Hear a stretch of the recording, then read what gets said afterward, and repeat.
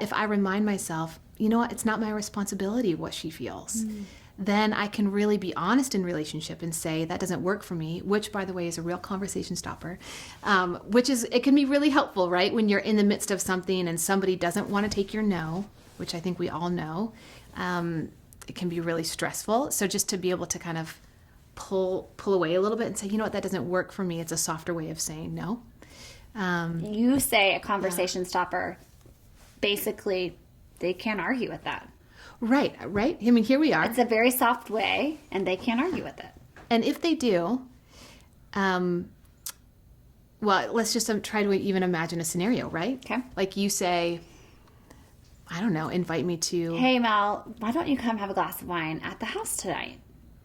Gosh, Lauren, thanks so much, but you know what? That actually doesn't work for me. Oh, well, it didn't work for you like the last 3 times. That's not true. Right. So hey, that's fair. That's the person that we all hope does not ask us for a drink. Totally. But let's say that did happen, right? Let's say that you actually said, gosh, that hasn't worked for you the last 3 times. I would say, gosh, is that true? I'm so sorry to hear that. I don't recall that hasn't worked for me the last 3 times. But you know what? Let's be diligent to look at the calendar.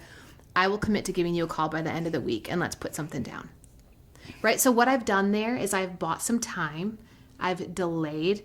I've given myself space. Because I think one of the hardest things to do when we are inclined, old Mel, to say yes all the time is I don't give myself any space to just pause and consider what am I already committed to? Is that too much? So let's say that I've said to you, you know what, that doesn't work for me. I know I've said that the last 3 times. Gosh, I must really have a lot on my plate. Let me get back to you. And then if I go away and I decide I really don't want to go have drinks with Lauren, I just don't want to. It's not a relationship I want to cultivate. I'm super busy. I'm really overwhelmed. I'm exhausted. I'm a new mom. Whatever the case may be, then I can actually call you back. Boundaries takes courage. Oh, right? Wow. So it does. I'd have to call you back and own the fact, take responsibility for the reality that I simply don't want to do another thing. Yeah. And that might sever the relationship. If that is really offensive to you, that might actually deepen the relationship because it causes you to go, gosh, I really respect that she's not going to take on something that she doesn't have time for. So when she does say yes to me, she really means it. Right. And she really cares and she's going to be 100% in.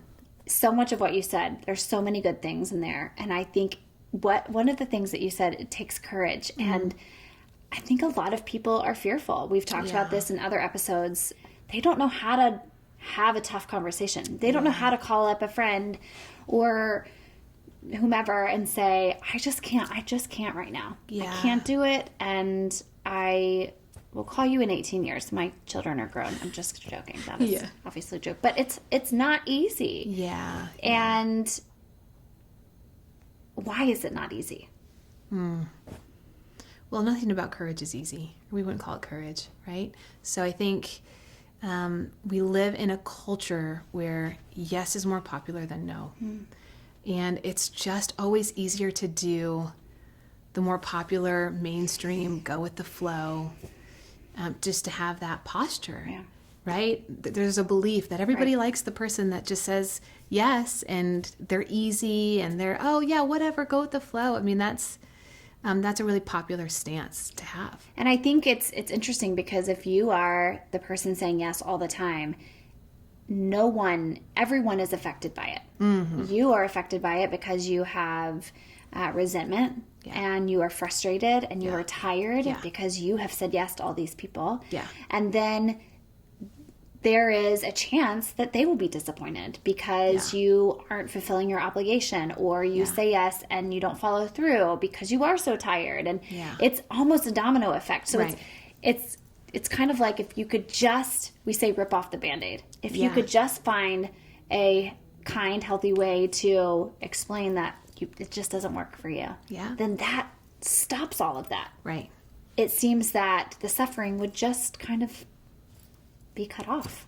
It would definitely, I think, in general, sort of decrease the amount of angst that kind of gets built up relationally, right? When when we have that sinking feeling that, oh no, I just said yes, but I really meant no, and now I've got to tell my husband, and then my kid can't, and then, and so it builds up. It tends to build up a lot of anxiety, and it builds up resentment and frustration, and then everybody responds to those things differently, whether it produces anger, or produces exhaustion, or it produces a messiah complex, or it produces addiction. We all kind of cope with the outworkings of overcommitment and boundary crossing differently. So this segment brought to you by You're Welcome, because she is amazing, and I'm telling you, you are going to, this is so good. It's so good. It's so good.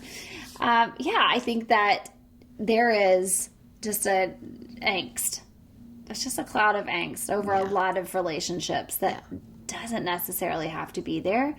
But I think, like you said, we're just kind of starting to find the language, to use the language, to understand the language of those healthy boundaries. And that's a good thing. And I think it's going to, it might take a little bit longer. I love that.